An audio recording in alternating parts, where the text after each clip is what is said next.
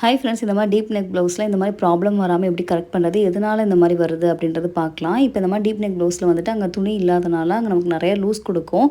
அதனால தான் இந்த மாதிரி ப்ராப்ளம் வருது. அது எப்படி ஈஸியாக கரெக்ட் பண்ணுறதுன்னு பார்க்கலாம். இப்போ நம்ம நெக்கு ஹைட் வந்துட்டு 10 இன்ச் மார்க் பண்ணுறோம்.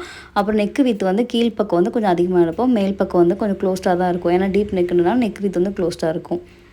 இப்போ நம்ம செஸ்ட் மெஷர்மெண்ட்டை எப்பவுமே ஆம்ஹோல் லைனுக்கு நேராக அந்த ஹைட் மார்க் பண்ண லைனுக்கு நேராக தான் மார்க் பண்ணுவோம். இப்போ இந்த ப்ளவுஸில் அந்த மாதிரி மார்க் பண்ணாமல் நம்மளோட செஸ்ட் டிவைடர் 4 வந்து எங்கே வருது, டயக்னலாக வந்துட்டு எங்கே வருதுன்னு பாருங்கள். நெக்கு ஹைட் எங்கே மார்க் பண்ணியிருக்கோமோ அங்கேருந்து இந்த மாதிரி கிராஸாக வச்சு பாருங்கள்.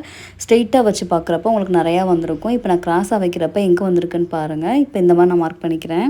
இப்போ நம்ம நெக்கு எங்கே மார்க் பண்ணிக்கப்போ அங்கேருந்து இந்த மாதிரி 8.5 மார்க் பண்ணிட்டீங்க அப்படின்னா உங்களுக்கு லூஸ் கொடுக்காது. டீப் நெக் போகிறப்ப செஸ்ட் லைனுக்கு கீழே நெக்கோட ஹைட்டு போகிறப்ப நம்ம இந்த மாதிரி சேஞ்சஸ்லாம் பண்ணணும். இப்போ இந்த டீப் நெக் ப்ளவுஸில் நம்ம செஸ்ட் லைன்லேருந்து ரொம்ப இறங்கியிருக்கு. அப்போ அதனால் நீங்கள் நெக்கு ஹைட் எங்கே மார்க் பண்ணிக்கிங்களோ அங்கேருந்து செஸ்ட் லைன் மார்க் பண்ணுங்கள். டிப்ஸை கண்டிப்பாக ஃபாலோ பண்ணுங்கள். இந்த வீடியோ பிடிச்சிருந்துச்சுன்னா மறக்காமல் லைக் பண்ணுங்கள், ஷேர் பண்ணுங்கள்.